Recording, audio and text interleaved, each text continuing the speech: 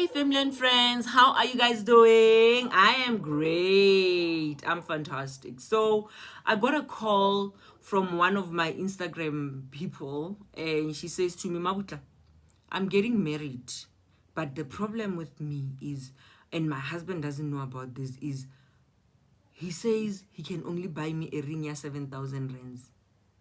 Being Mabuta, a ring ya 7,000 rands is like, oh wow, beautiful, thanks babe. It doesn't make a difference to me personally, but to her it was a big deal. And as we were talking, it actually made me change my topic for today, and I felt what I needed to just talk about this little nyana thing. I don't want to be here for long. I just want to be here quick and go, but leave you guys with something to think about. This topic is for people that have been married, people that are in the process of getting married. This topic is for people that are still dating with an intention to get married. So receive it gently. I am not a marriage counselor, and I don't intend to be one. It's too much. I don't know how those people cope. I don't even know how therapists cope, because I'm not that. But it saddens me to have done a wedding, stunning, money was spent, time was put, emotions were invested in this thing, and then a few years down the line, divorce. And it actually got me thinking to worry, why does it happen? And for me, it boiled down to expectations.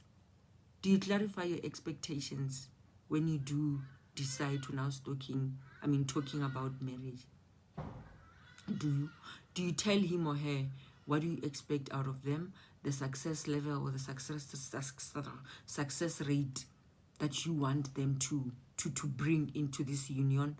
Do you clarify, or when you want to stay in a house like this, you want to have 10 kids or 2 kids or no kids at all?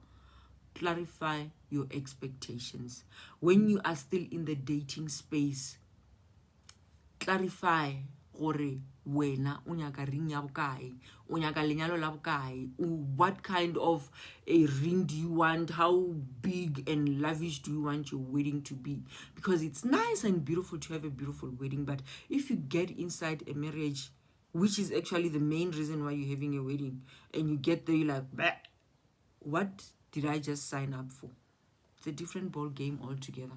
Clarify your expectations. It's important for you to do that, so that what are they committing themselves to? It's important for a person to know, or will I be able to do this? Will I not be able to do this? Your roles as a couple, those need to be spoken about. Those need to be also discussed in detail. Or listen, I'm the head of the house. I don't cook. I don't do laundry. No, I'm the wife. I cook. I do laundry. So roles in a marriage, when we do have kids, who is going to take care of these kids? Are we okay and comfortable to get a helper, or are we going to raise our kids ourselves? Who will be a stay-at-home mom or dad? Who will be taking care of the schools, of the kids? Who's taking care of the kids' activities? Who is bringing in the money? Who is responsible for what roles? Money. When we now discuss money, a lot of people get inside marriages without having discussed their finances. So discuss who is responsible for what, who is going to pay for the car, the house, the insurance, the helper, if you have a helper. Are we now going to move into a bigger house? Do I have a lot of debts before we even commit that you are going to inherit as my partner? Or do you have a lot of debts that I am going to inherit that you have as my partner? Because once you sign, you are one.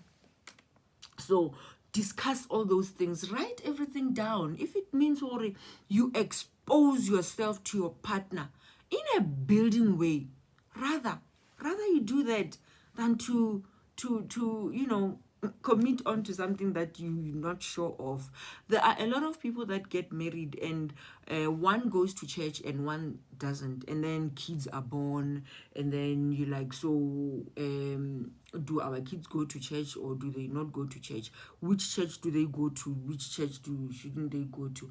All those things can only happen if you sit down and talk. Our spiritual beliefs are all different, and we need to make sure we discuss, or babe, we're getting married now, and when we do get married, Olisa, your church, you joining mine. Olisa, your church, you coming to the Madlozi side. Olisa, all these things need to be spoken about so that you have a jovial and a happy marriage. A happy marriage is built by communicating. A lot of people end up just assuming, he knows, she can see, he understands. And that's not always the case. Talk. Keeping silent in a marriage, keeping silent in a relationship that is building into a marriage, keeping silent during engagement time. In English, they call it a recipe for disaster. And you don't want that. I don't think there's anyone who gets married with an intention to divorce a few years down the line. And to avoid such kind of, things from happening, that kind of uncomfortable situation, communicate. Learn each other's love language. Learn each other's way of going around things. Learn and try and understand your partner. You cannot get into a marriage if you are not sure about what you are getting yourself into. And that can only be clarified if you talk openly. Either hard, either uncomfortable, you are being uncomfortable to build. Always remember that you are going to say the harsh truths to build. Always, always, always remember that. There are people who are not good at showing their love. Try to learn and understand your partner's love language. Try to learn and understand, even if he doesn't say I love you, like my man hardly ever says I love you. But because he works hard, he provides, that is his love language. From him, and from me to him, it's me telling him, hey, I love you. Try to understand his and hers love language. That will bring in a lot of peace of mind, even for you as a person. Or no, even if I don't hear the words I love you, even if I don't feel him touch me, the fact that I see him working hard, for him, that's what says he loves me. Love is not always enough. Please don't be fooled. Love is not always enough. There is more to a marriage than love. So please always remember your intentions on why you're getting married. Don't only get married for love. Get married for love and everything that it brings. Love a person's imperfections. Love a person's bad breath in the morning. Love his untidiness.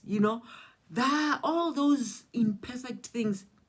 Those are what builds a happy marriage. There are habits in people that, because we are raised differently, there are habits in people that we cannot do anything about.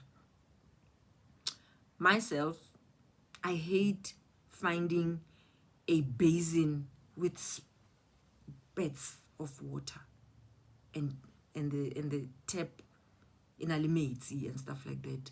And you know what? It took years for my men to understand, I don't like that. And you know what I used to do? I spoke about it, and realized, this thing is taking away my peace. I just decided to just wiping it myself.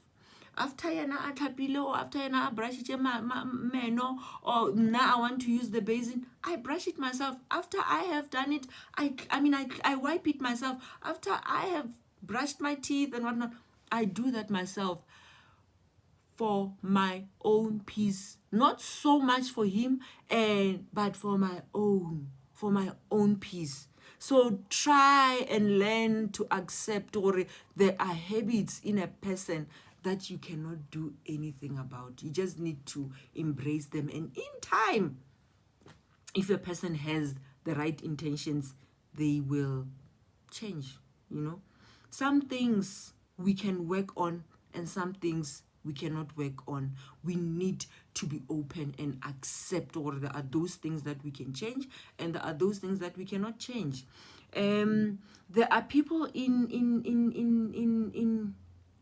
general who who are not good with confrontation. Naga confrontana, guys. Like, Oring, guy, Biang, what did you mean? But on the other side, it's a different story altogether. Some people just choose to keep quiet, and they are avoiding confrontation. They do not want to be involved with anything that's going to take away their peace. Respect that.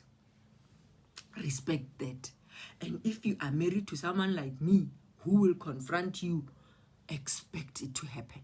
Learn your partner's behavior, and try to work around them.